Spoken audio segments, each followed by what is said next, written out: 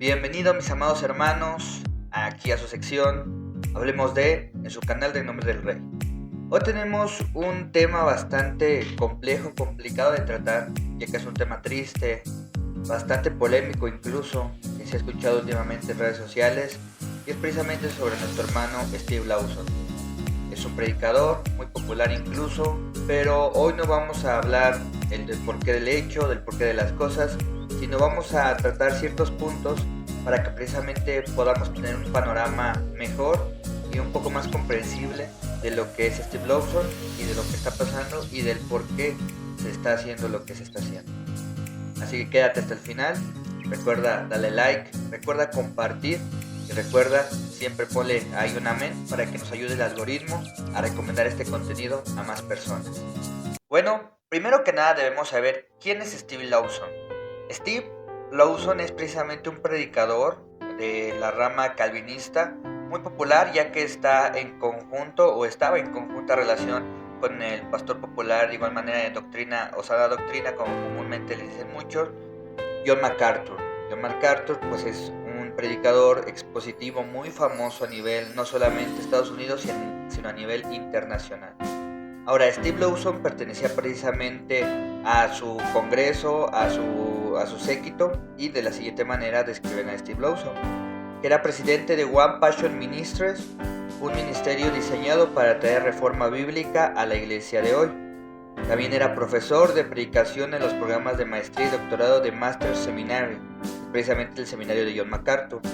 Y también Steve Lawson era presidente de One Passion Ministries y ministros designados a la profesión de los maestros y doctorado de Master's Seminary en el Valle de California. Entonces, Steve Lawson era alguien que se rodeaba con pura gente pues realmente choncha, en cuestión doctrinalmente hablando, y precisamente él también se dedicaba a este tipo de funciones.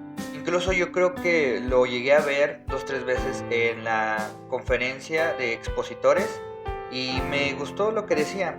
Incluso ya desde ahí se abarcaba una polémica grande de él, porque una vez dijo un comentario un poco crudo y decía que el 5% de John MacArthur valía casi todo lo que vale el ¿cómo se llama? Pues la comunidad cristiana. Entonces muchos hermanos pues saltaron y dijeron, oye, ¿qué estás diciendo, Steve?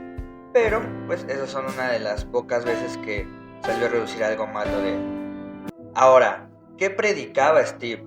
Bueno, él era de la rama calvinista o lo que hoy comúnmente se le llama el calvinismo reformado. Les voy a poner un video de unos breves minutos, véanlo completo para que precisamente sepan un poco más del calvinismo. Lo ponemos en 3, 2, 1... Hola, amigos de la historia. Bienvenidos a una nueva sesión de Un Profesor. Yo soy Oscar y hoy voy a hablaros del calvinismo. ¿Qué fue el calvinismo?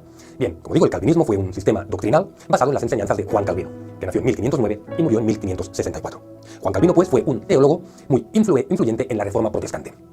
De hecho, una de las principales nociones, una de las principales doctrinas, es el énfasis que hacen los calvinistas en la autoridad de Dios. Solo existe Dios. Casi la iglesia no debería existir, pues solo reconocen la autoridad de Dios. Todo empezó, pues, un tiempo antes con la reforma de Lutero, y como bien sabéis, Lutero fue excomulgado. Es entonces cuando Juan Calvino empieza a notar en sus propias carnes también cierta persecución y decide refugiarse en Ginebra. Es aquí donde, junto con otros pensadores y reformadores, empiezan a poner en marcha el calvinismo, sin llamarlo así, pero empiezan su reforma que con el tiempo se irá apartando un poquito de lo que proponía Lutero. Es decir, el calvinismo coge entidad propia. Como digo, el calvinismo sobre todo se expandió por el norte de Europa y sobre todo por Estados Unidos. Vayamos a ver cuáles son las características principales del calvinismo. La primera sería, de hecho, el calvinismo basa sus creencias en Cristo y cree que todos los designios vienen de Dios, es decir, todo gira alrededor de Dios. Segundo gran característica es que los calvinistas no conciben el sacerdocio como un sacramento, es decir, no creen que sea necesaria la figura del sacerdote, pues ellos creen que la religión y las creencias deben estar dentro de cada uno. Tercera gran característica sería la creencia absoluta en Dios y en su soberanía. Como os digo, para ellos la figura central es Dios. El hombre, por lo tanto, depende de Dios, simplemente. Y su salvación no está sujeta a buenas o malas obras que haga en este mundo, sino que se basa en la fe de cada hombre, en la gracia de Dios. Y para terminar, las creencias calvinistas se basan en los 5 puntos del calvinismo, que ahora veremos. Veamos, pues, cuáles son estos 5 puntos. El primero, depravación total. Dice que los humanos son seres depravados y que el pecado se ha expandido en sus personalidades, en sus pensamientos, en sus emociones y en su voluntad. Es decir, que es el pecado el que se ha apropiado del hombre, no es el hombre que peque, sino que el mismo pecado se apropia del hombre. El segundo sería la elección incondicional. Viene a decir que Dios escogió ya antes de la creación del mundo a los que quiso atraer hacia su conocimiento y así, por lo tanto, eligió a los que salvaría, a los que no serían condenados ya antes de crear el mundo. 3. Expiación limitada. Quiere decir que la muerte de Jesús como obra expiatoria estuvo solo dirigida a esos elegidos, ¿de acuerdo? No que lo hiciera para toda la humanidad, sino que solo se dirigía a los que habían sido elegidos, a los que ya tenían conocimiento de Dios. El cuarto sería la gracia irresistible. Viene a decir que la llamada del Espíritu Santo en voz de un predicador hará que los pecadores acudan a la llamada del Padre. El Padre entendido como Dios. Es decir, que cuando un pecador oiga en voz de un predicador la verdad, se sentirá una irresistible necesidad de escuchar y de conocer al Dios Padre. Y para terminar, la perseverancia de los santos. Quiere decir que los santos estarán en las manos de Dios antes de que sean glorificados y llevados al cielo. Así pues, básicamente, estos serían los 5 puntos centrales de la doctrina calvinista. Y ya para terminar, como antes os he hablado que el sacerdocio ellos no lo consideran un sacramento, deciros que ellos solo conciben 2 sacramentos. El primero, el bautismo, mediante el cual todos los humanos son lavados de todos sus pecados. Y el segundo, la cena, mediante el cual el hombre alcanza la redención. Así pues, amigos, hemos visto de forma bastante comprimida y resumida las ideas centrales del calvinismo, que como os dije al principio, fue una doctrina que se... Bueno, como podemos ver, el calvinismo pues tiene sus vertientes, tiene sus ideas, tiene también pues sus conjugaciones y demás. Nosotros no somos quien para decir si están bien o no, eso solamente la persona, y las personas que siguen esto pues sabrán si esto los lleva a Cristo o no. Yo de mi parte pues soy bastante neutral, yo creo que no es algo malo, tienen sus ciertas ideas buenas, ciertas ideas pues que no van tal cual a lo que yo creo, pero de igual manera no es algo que debamos preocuparnos o que deba influenciar precisamente para hacer un juicio o decir que esta rama pues lo llevó a cometer los actos que cometió. Ahora bien, precisamente debemos saber que pues incluso esta rama es precisamente lo que según comúnmente se le dice, muy ortodoxa o muy fiel a las escrituras. Entonces pues ahí vemos que muchas veces podemos quitar la visión aunque pertenezcamos a un buen ministerio, así que tengamos cuidado, mis amados hermanos. Bueno, entonces muchos estarán preguntando, ¿pero qué hizo el hermano Steve para que saquemos un video de hablemos de él? Bueno, precisamente aconteció lo siguiente. Esto viene de la fuente Protestante Digital, precisamente en internet, o de igual manera pues hay muchas fuentes de esta noticia, pero esta es una de las que encontré un poquito más acertadas o que no le metiera tanta de su cosecha. Vamos a ver lo siguiente, los ponemos aquí en la pantalla y de igual manera dice: la comunidad de la Iglesia Bíblica Trinity de Dallas anunció el pasado 20 de septiembre que su pastor principal, Steve J. Lawson, había sido despedido de todas las responsabilidades ministeriales después de confesar haber tenido una relación inapropiada con una mujer. La comunidad se ha reunido con Steve y continuará acompañándolo y orando por él con el objetivo final de su arrepentimiento personal, dijo la iglesia en un comunicado.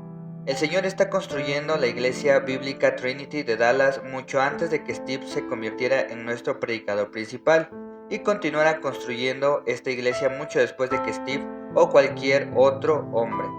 El ministerio One Passion, liderado por Lawson, que promovía su ministerio de predicación y enseñanza y escritura, ha informado asimismo que todos sus eventos y estudios bíblicos y próximas conferencias han sido cancelados.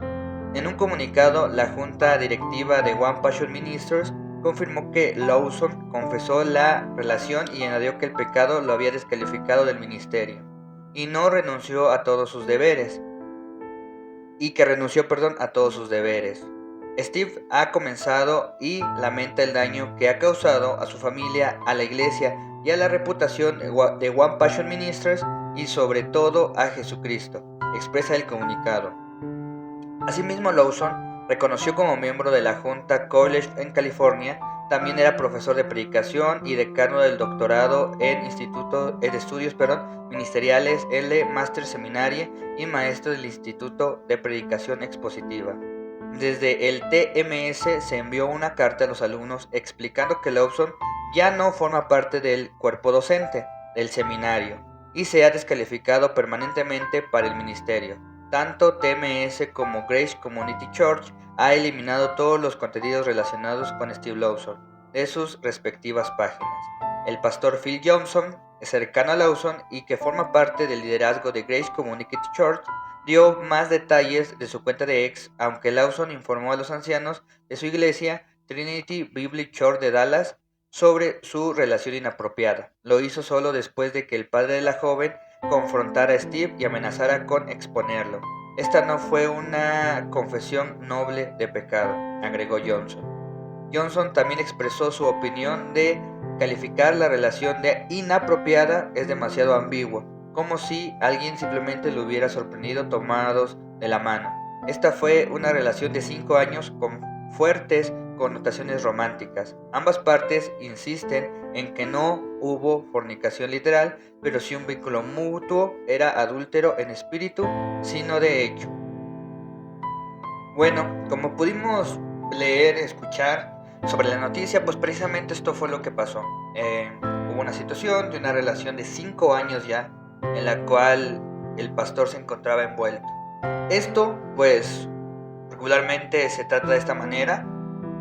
Como vimos en la noticia, pues que realmente no fue una confesión sincera, sino que se vio obligado a causa de que el padre de la chica pues se encontraba molesto. Yo creo que pues amenazó o advirtió al pastor Steve Lawson a la hora de darse cuenta de todo este tipo de cosas, pues de que se iba a llevar una acusación pública. Pero pues bueno, dice aquí que pues no fue algo pues como tal connotaciones de fornicación literal, pero sí hubo una relación afectiva. Ahora el punto es esto. Dice el Señor Jesucristo en la palabra de Dios que a veces con solo ver a la persona pues ya estamos pecando. Y precisamente eso es algo que debemos entender, que a veces nosotros siempre queremos que las cosas se lleven a cabo en el cuerpo, pero muchas veces el corazón es el que está adulterando. Y es lo que dice aquí, que precisamente estaba adulterando en ese sentido. Entonces vemos que son 5 años de relación, los cuales yo creo que también fueron 5 años de trabajo arduo del ministerio. Ahora, esto mismo nos deja una reflexión muy grande. No porque sepamos mucho, no porque sepamos demasiada teología, pues estamos exentos a pecar o esto nos hace realmente infalibles a lo que podemos hacer. Ahora bien, en este sentido, nosotros debemos entender que todas estas decisiones fueron tomadas por un cuerpo ministerial en la cual precisamente Steve Lawson pertenecía. No solamente él era el predicador principal, sino había otros predicadores los cuales también tenían la oportunidad de decir. Ahora, antes de entrar al tema precisamente de pues si esto fue correcto, de que se haya quitado su cargo o no, vamos a tener en cuenta las características que tiene que tener un ministro. En este caso, en la palabra de Dios se le conoce como obispos.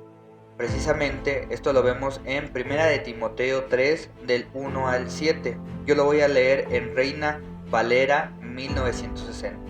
Y dice de la siguiente manera: requisito de los obispos. Dice del versículo 1: palabra fiel, si alguno anhela obispado, buena obra desea. O sea, no es malo anhelarlo.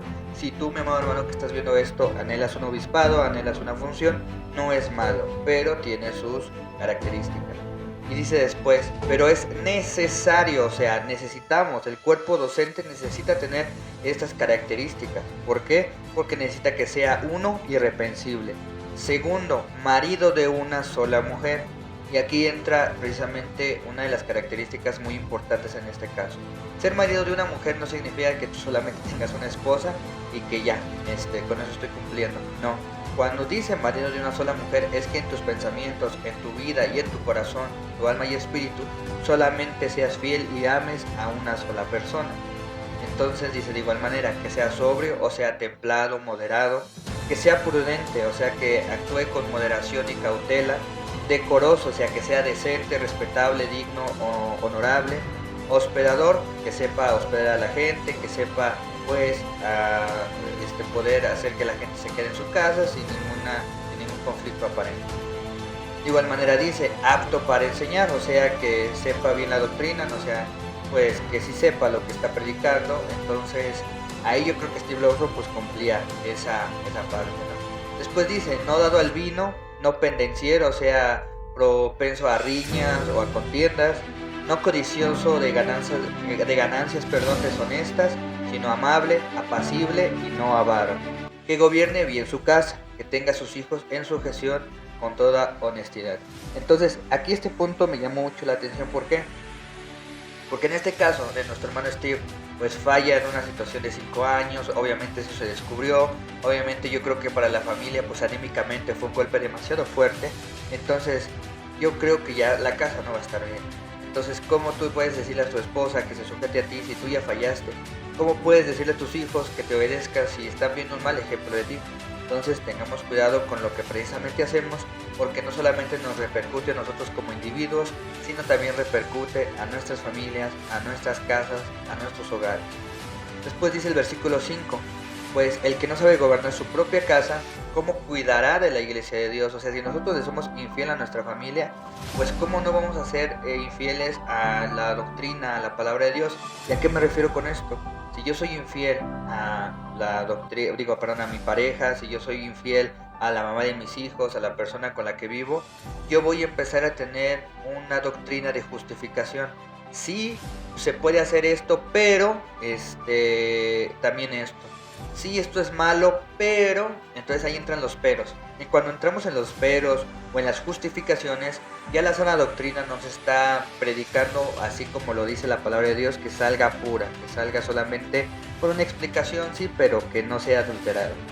Después dice el versículo 6, que no sea neófito, que no sea que envaneciéndose caiga en la condenación del diablo. O sea, que no sea un recién convertido o alguien que no sabe precisamente lo que es la doctrina o la sana doctrina de Dios.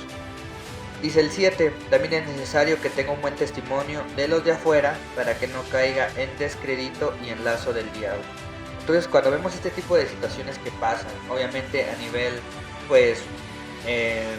evangélico y a nivel del mundo, si lo queremos llamar así, pues obviamente estas noticias salen a la luz porque es muy común que las personas digan, sí, pero también los cristianos pecan. Yo escuché de un pastor ahí en redes sociales, más ahorita con la apertura de redes sociales, que pues ya todo sale por ahí, y ya todo se escucha por ahí. Entonces debemos tener cuidado precisamente con desacreditarnos de los de afuera, porque pues por ellos también estamos en esto, y también nuestro testimonio debe cuidarse, porque en los días que alguien llegue a los pies de Cristo, nosotros vamos a tener esa referencia. Nosotros vamos a ser esos referentes, dice la palabra de Dios, y precisamente el apóstol Pablo lo dice. Sigan mi ejemplo porque yo sigo el ejemplo de Cristo. Entonces, si nosotros seguimos, no solamente digamos al hombre, pero su ejemplo como hombre, su ejemplo de las cosas que hace bien, pues estaremos precisamente llevando a cabo eso que pues va a ser desprestigiado para los demás. Entonces, si no seguimos bien la palabra de Dios y no nos sujetamos a su palabra, pues realmente estaremos haciendo cualquier cosa menos predicando y ejemplificando lo que es la presencia y la palabra de Dios. Ahora, una vez hablando de las características precisamente de los líderes o de los obispos, pues nosotros podemos entrar en una interrogancia y decir, ¿a los líderes se les puede disciplinar? Y la respuesta es que sí. Precisamente hay dos maneras en las cuales se puede precisamente disciplinar en este caso, o llamar la atención o sancionar. La primera pues es a través de la palabra de Dios, y esta parte la podemos encontrar en 2 de Timoteo 3:16 al 17, donde precisamente nos enseñan 4 aspectos fundamentales e importantes. La primera es enseñar, la segunda es redarguir, la tercera es corregir y la 4 es instruir en justicia. Bueno, la primera palabra es enseñar, y precisamente esto significa que la Biblia instruye al creyente en su forma de vivir, en lo que ha de creer y en lo que Dios espera de él. Es una palabra relacionada con el contenido y la doctrina. Este concepto encaja con el mandato de la Gran Comisión, en el que Jesús pide que se enseñe a los nuevos discípulos a observar todo lo que él mandó. Esto viene en Mateo 28, el 18 al 20. Las escrituras instruyen al pueblo de Dios a vivir en obediencia a él. Entonces, precisamente la palabra de Dios nos enseña lo que está bien y lo que está mal. Lo comentábamos hace un momento. Si yo me enfoco en lo que dice la palabra de Dios, precisamente voy a tener la luz que ilumina mi camino. Dice la palabra de Dios que solamente el hecho a veces de pensar en desear a alguien o pensar pecaminosamente, pues ya estoy haciendo el error, ¿no? Ya estoy cometiendo ese pecado con la persona. Ya soy adúltero a veces solamente por pensarlo. Entonces, ahora imagínense llevar al acto esta situación. Después del segundo término dice redarguir, donde muestra el propósito reprobatorio de las escrituras. Tiene que ver con señalar cuando una persona ha errado o se ha apartado de lo que Dios quiere. Las escrituras pueden juzgar el corazón cuando un creyente se ha desviado de la doctrina o la práctica de la fe que ha sido una vez dada a los santos. Hechos 4:12. Precisamente redarguir o redarguir es precisamente eso, lo que nosotros sentimos en nuestro corazón. ¿Sabes qué? Robé y digo, bueno, robé 5 pesos, robé 10 pesos para mi camión, pero dentro de nuestro corazón dice, híjole, ¿para qué lo hice? Probablemente esa persona necesitaba esos 10 pesos, probablemente esa persona necesitaba ese dinero. Entonces el Espíritu Santo empieza a hacer esa operación dentro de nosotros y podemos llevar a cabo lo que es el arrepentimiento y poder, o ya sea recomponer las cosas o tratar de ya no hacerlo. El siguiente término es corregir. Es compañero de redarguir. La Biblia no se limita a mostrar a las personas donde se equivocan. También identifica la actitud, creencia o conducta que debería implementar en lugar de las erróneas. Efesios 4, del 20 al 24. Precisamente vemos esta situación en esto, donde nos dice corregir, pues la Biblia, precisamente el Espíritu Santo de Dios, a través de las Escrituras, nos corrige a través de qué intenciones nosotros tenemos o con qué actitud la hicimos. Bueno, fue con una actitud de, pues, que sea algo experimental, de que nunca había yo experimentado, tal vez tenía yo problemas en mi matrimonio, tal vez yo no me sentía a gusto en este momento y probablemente suene como a una excusa, pero probablemente sí a veces es esto correcto. Pero de igual manera, si lo hice con una actitud de que me vale gorro lo que pasó o que no me interesa lo que realmente estoy haciendo, pues yo creo que también la Biblia me corrige en ese sentido. Y por último, o el último término de esto, es instruir en justicia. Indica que la Biblia muestra cómo deben ponerse directamente en práctica sus enseñanzas con ilustraciones y ejemplos. Efesios 4, del 25 al 32. Por las Escrituras y el Espíritu Santo que lo habita, el creyente no necesita ninguna otra revelación para estar informado de cómo ha de vivir la vida cristiana.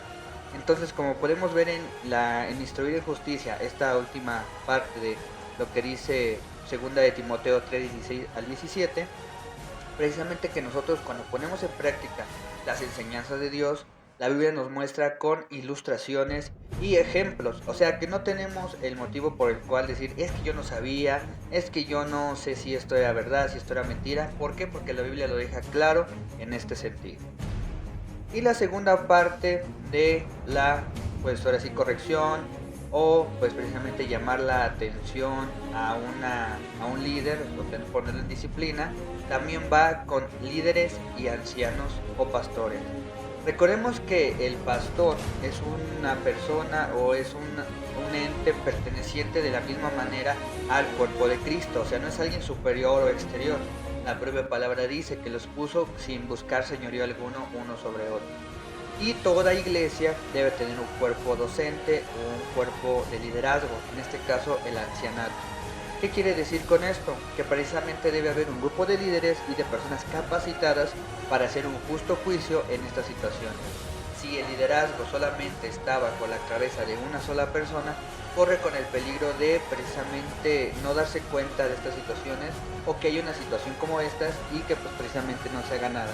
Porque pues obviamente la persona que está arriba no se va a autocastigar a sí misma. En algunas situaciones habrá personas que tal vez sí son muy honestas y lo puedan hacer. Entonces, precisamente Proverbios 12 del 1 dice de la siguiente manera: el que ama la disciplina ama el conocimiento, pero el que la aborrece es un necio. Entonces, precisamente, yo creo que muchas veces nos convertimos en necios cuando no queremos precisamente pues obedecer este tipo de cosas. Precisamente Tito 1 del 5 al 16 habla sobre esta función de los ancianos y obispos. Dice: por esta causa te dejé en Creta, para que corrigieses lo deficiente y establecieses ancianos en cada ciudad, así como yo te mandé. El que fuera irreprensible, marido de una sola mujer, tenga hijos creyentes, que no estén acusados de disolución ni de rebeldía, porque es necesario que el obispo sea irreprensible como administrador de Dios, no soberbio, no iracundo, no dado al vino, no pendenciero, no codicioso de ganancias deshonestas, sino hospedador, amante de lo bueno, sobrio, justo, santo, dueño de sí mismo, redentor de la palabra fiel, tal como ha sido enseñada, para que también pueda exhortar con sana enseñanza y convencer a los que le contradicen. Entonces precisamente vemos esta parte, ¿no? Que cada anciano y obispo se deja para que precisamente haga esta función. Porque hay muchos contumaces, ese significado que tiene ser rebelde o que les gusta mantener el error. habladores de vanidades y engañadores, mayormente los de la circuncisión, a los cuales es preciso tapar la boca, que trastornan casas enteras, enseñando por ganancias deshonestas lo que no conviene. Uno de ellos, su propio profeta, dijo: los cretenses siempre mentirosos, malas bestias, glotones y ociosos. Este testimonio es verdadero, por tanto, repréndelos duramente para que sean sanos en la fe. Entonces, esta es la función de ancianos y obispos cuando son pertenecientes a un cuerpo docente o a un cuerpo de liderazgo en la iglesia. Su funcionamiento es reprender duramente a las personas que estén haciendo algo mal. En este caso, Pablo pone como ejemplo a los judaizantes, pero lo dice ¿para qué? Para que sean sanos en la fe, no atendiendo a fábulas judaicas ni a mandamientos de hombres que se apartan de la verdad. Todas las cosas son puras para los puros, mas para los corruptos e incrédulos nada les es puro, pues hasta su mente y su conciencia están corrompidas. Profesan conocer a Dios, pero con los hechos lo niegan. Sean abominables y rebeldes y reprobados en cuanto a toda buena obra. La palabra de Dios precisamente vemos que es dura, ¿no? Entonces vemos esta parte donde dice que hay una manera de reprensión, tal vez personal o a nivel ministerial, que es precisamente a través de la palabra de Dios. Cuando el Señor nos muestra qué cosas hemos hecho mal, qué cosas cometimos un error, y pues ahí buscamos ahora sí que una relación en el sentido de, ¿sabes qué, Señor? Te fallé y pues yo ya no quiero hacer eso y pues voy a componer mis caminos, pero no voy a servir en este momento. Eso está bien porque entonces hacemos conciencia de pecado y pues podemos tomar un aire fresco para componer las cosas delante de Dios. Ahora, después de eso, dice la palabra de Dios que existen los pastores, los ancianos y los obispos, por lo cual si una persona no quiere hacerse cargo de lo que ha hecho mal o no quiere pues cambiar su manera de vivir, entran ellos en función, los cuales hacen que se reprendan, los cuales hacen que pues esto se ponga a tela de juicio y pueda poner un justo juicio delante de la persona. Esto no significa que porque haya cometido un error ya el cuerpo docente va a decir luego, ¿saben qué? Vamos a correr a ese pastor y pongamos a otro. De eso no se trata tampoco, sino se trata precisamente de tener en comunión, precisamente en la abundancia de consejeros abunda la sabiduría, que se pueda llevar a una decisión adecuada para que no afecte públicamente, en este caso como el pastor Steve Lawson, pero que pues definitivamente se tiene que dar una explicación ante la iglesia. Pero precisamente si no existen estas dos correlaciones o no existen estos dos cuerpos dentro de la iglesia, pues créanme que esto va a ser algo de patas para arriba, porque entonces una persona tiene liderazgo y eso siempre lleva a lo que es la destrucción. Créanme que si una sola persona lleva liderazgo, decisiones y hechos de una iglesia, esto solamente va a ir en tendencias sectarias, porque no va a haber alguien que le puede decir que la pared es verde cuando es amarilla. Ahora, la pregunta más importante es, ¿Steve Lawson puede volver a pastorear? Yo creo que aquí puede haber 4 vertientes las cuales no le ayudan al hermano. Precisamente porque al cometer esto, pues destruye muchas cosas. Pero vamos a poner el pro y el contra, o sea, ¿por qué sí podría volver a pastorear y por qué no? Bueno, en dado caso que él sí se arrepienta de corazón, sí vuelva a los caminos del Señor, sí restaure su casa, sí restaure su familia y de igual manera la iglesia pueda volver a perdonar, porque de igual manera recuerden que todo ministro, pues quiera o no, es dado también a la congregación. Entonces, si comete un error, pues la gente de la congregación también es susceptible a ello. Entonces, esa es la parte del sí. Si podría, pues tal vez sí, ¿no? Si todos estos pros llegan a un fin bueno, pues yo creo que sí se puede. Pero en dado caso que no, vamos a ver lo que dice la palabra de Dios. La primer vertiente es que atentó o atenta contra su propio cuerpo. ¿Por qué? Al hacer un acto como lo que hizo Steve Lawson, pues dice 1 Corintios 6:18, que dice: huid de la fornicación. Cualquier otro pecado que el hombre cometa está fuera del cuerpo, mas el que fornica contra su propio cuerpo peca. Entonces nosotros decíamos, bueno, es que lo exterior es a veces la consecuencia de lo interior, pero precisamente Dios nos está diciendo aquí que precisamente el que peca en el cuerpo, en la fornicación, contra sí mismo está pecando. ¿Por qué? Porque recuerden que cuando una persona, un esposo y una esposa, se hacen uno solo, o sea, se comprometen en el matrimonio, una sola carne se hacen. Entonces, si yo la engaño, me estoy engañando a sí mismo. Si yo le soy infiel a ella, me estoy siendo infiel a sí mismo. Y de verse. Dice segundo, corrompe su propia alma, Proverbios 6:32, mas el que comete adulterio es falto de entendimiento, corrompe su alma el que tal cosa hace. Entonces vemos que la palabra de Dios nos llama que cada vez que nosotros cometemos esto, estamos precisamente corrompiendo nuestra alma. ¿Por qué? Porque si nuestra mente, alma y corazón está concentrado en una persona, yo cuando cometo el acto ya estoy cometiendo la suma de todas las decisiones, de todas las cosas que he pensado de pros, consecuencias, todo lo que me pueda llevar a eso, y realmente no me importó y lo llevo a cabo. Entonces mi alma está fracturada, mi alma está hecha a pedazos y lo que yo hago da igual. Estoy siendo partícipe de una mala decisión sobre otra. 3. Manifiestas las obras de la carne. Gálatas 5:19 o Gálatas 5 nos muestra lo que es precisamente las obras de la carne y el fruto del Espíritu. Y Gálatas 5:19 dice, y manifiestas son las obras de la carne, que son, número 1, adulterio, fornicación, inmundicia y lascivia. Entonces ya desde ahí estamos dando cuenta que una persona que hace esto es meramente carnal y no hay nada de espiritual en su ser. Y 4, no amas a tu prójimo. Romanos 13 del versículo 9 dice, ¿por qué? Dice, ¿por qué? No adulterarás, no matarás, no hurtarás, no dirás falso testimonio, no codiciarás, y cualquier otro mandamiento en esta sentencia se resume, amarás a tu prójimo como a ti mismo. Entonces nosotros cuando amamos a nuestro prójimo precisamente no hacemos este tipo de cosas. No adulteramos, no matamos, no hurtamos, no damos falso testimonio, no codiciamos, porque esto no manifiesta el amor de Dios. Entonces si nosotros hacemos estas cosas, no amamos realmente a quien nos rodea. ¿Por qué? Porque como se los vuelvo a decir, un ministro o una persona que está en un liderazgo no solamente depende su familia o depende su propio testimonio, depende de las personas que lo rodean. Sí, muchos van a decir, bueno, es que no ponga los ojos en el hombre, hermano. Sí, pero desafortunadamente el hombre es ejemplo de lo que Cristo está haciendo en esa persona.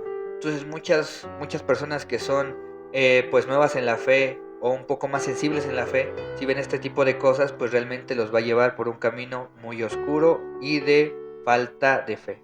La conclusión. Bueno, no hay nada que nos salga a la luz. Entonces, mis amados hermanos, debemos tener todo precisamente con cuidado. No significa que vayamos como santos y cada cosa que hagamos ya lo estemos reprendiendo. Eso no se trata. Pero sí, las cosas que hacemos en lo oculto, tarde o temprano va a salir a la luz pública. Entonces tengamos cuidado con esto. O sea, yo creo que nuestra familia es más que provechosa. Yo creo que nuestras esposas es más que provechosas. Recuerden que dice el apóstol Pablo, maridos, amad a sus esposas como Cristo amó a la iglesia. Si nosotros precisamente no hacemos esta parte, pues estamos precisamente dejando por un lado lo que Cristo ha dicho. Entonces no hay nada que nos salga a la luz. Tenemos que tener cuidado con eso. Y peor aún, muchos dicen, bueno, es que los hermanos no me vean, es que los ancianos no me vean. Pero la cuestión es que Dios está en todas partes y Dios ya ha visto lo que tú has hecho. Entonces de nada sirve que tratemos de ocultar aparentemente lo que hacemos, porque tarde o temprano Dios sacará a la luz todo. Así como Dios recompensa la oración en lo secreto, Dios también expone el pecado oculto. Entonces tengamos cuidado con esto, mantengamos las alertas rojas de todo esto, porque precisamente esto es lo que le pasó al hermano Steve. Tal vez se fió mucho de lo que sabía, tal vez se fió mucho de lo que tenía. Ahora, ¿esto es motivo para juzgarlo? No, solamente Dios es el que puede hacer el juicio. Nosotros estamos orando porque Él reciba el verdadero arrepentimiento, que no solamente sea una cuestión de, híjole, ya me cacharon, ya me van a hacer feo, y pues no, que simplemente Él se arrepienta de corazón y recuerde orar por el hermano Steve y que pueda traer sanación a su esposa, a sus hijos, si acaso tiene, a su comunidad, a la iglesia donde él pastoreaba, porque muchos de estos sectores se afectaron en esta situación. Así como él, muchos de nosotros somos factibles o susceptibles a caer. Entonces por eso no debemos juzgar con premisa o con rigurosidad, sino simplemente en amor. Tengamos en cuenta que esta persona pues fue víctima de sus propios instintos. Sin más, que Dios te bendiga, que Dios te guarde. Recuerda compartir